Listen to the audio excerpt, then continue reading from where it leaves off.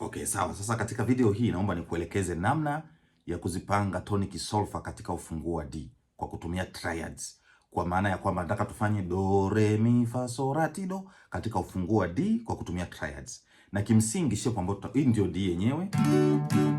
Na shape ambayo tutaitumia maana yake ni hii hapa. Shape ya V kwenye umbo la V kwenye huu ufunguo wa D. Kumbuka kwamba namba 1 katika ufunguo wa D ni D yenyewe. Namba 2 itakuwa ni E minor. Namba 3 itakuwa ni F sharp minor. Namba 4 itakuwa ni G major. Namba 5 itakuwa ni A major. Namba 6 itakuwa ni B minor. Namba 7 itakuwa ni C sharp diminished. Na namba 8 itakuwa ni D yenyewe. Okay, sawa. Sasa tunataka tufanye extension ya kutoka kwenye namba 1 mpaka namba 7. Katika ufunguo wa D kwa kutumia shape hizi ndogo kwa maana ya minor triads. Kwa kutumia triads. Okay, kwa hiyo namba 1 itakuwa ni hii ambayo ndio D major. Namba 2 hii hapa. Hii hapa ndio E minor ambayo ni hii hapa. Kwa naipigia hapa. Angalia ninavyoshika. Kidole namba 1 kiko uzi wa 3, fret ya ngapi? Fret ya 1 2 3 4. Kidole namba 2 kiko uzi wa pili, uzi wa 4, fret ya 5, na kidole namba 3 kiko uzi wa pili, fret ya 5. Kwa inakuwa hivi.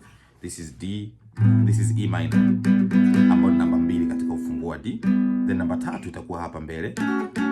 Hii hapa ni F sharp minor. Ukipiga hivi sawa na ukipiga hivi. Kwa ndio hii hapa. Hii namba 3 hii. Ni kama hii E minor umeisogeza tu kwenye fret inayofuata pale. The same shape, the same size but different frets, kutoka pale mpaka pale.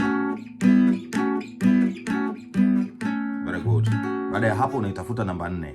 Namba 4 yetu kama kawaida 145 145 VMM. Kwa hiyo VMM kwa hiyo 145. Kwa namba 4 yetu itakuwa hii hapa. Ambayo practically hii hapa ni G major. Hii hapa. Alafu baada hapo unaitafuta namba 5. Namba 5 yetu sisi hapa sasa itakuwa ni A ambayo ni hii hapa, lakini sasa utaitumia hapa ya mbele yake, second inversion. Recall, kumbuka kule kwenye IVVM. Kwa hiyo M ya pili itakuwa pale, ndio namba 5 katika ufunguo wa D ambao ni A major. From there tunaitafuta namba 6. Namba 6 itakuwa ni B minor hii hapa, ambayo sasa unaipiga kwa sababu tunafanya triads. Kwa hiyo unaachia hichi kidole unaikamata hivi, au unaweza kukamata hivi. This is called B minor chord ambayo ni namba 6 sasa. Hii ni namba 6 katika ufunguo wa nini? Ufunguo wa D. Baada ya hapo tunaitafuta namba 7 babalao ambayo ni C sharp diminished hii hapa. Ambayo sasa unatakiwa kuipigia huku mbele ambayo itakuwa hivi. This one is C sharp diminished. Hii hapa ni namba 7 hii katika ufunguo wa D ambayo unaweza pia ukaipiga hivi, ukai-extend ikawa hivi au hivi. Au ukaipiga hivi au hivi. This is number 7 ambayo ni C sharp diminished. C sharp diminished hiyo. Baada ya hapo namba 8 ambayo ni hii ambayo ni D major.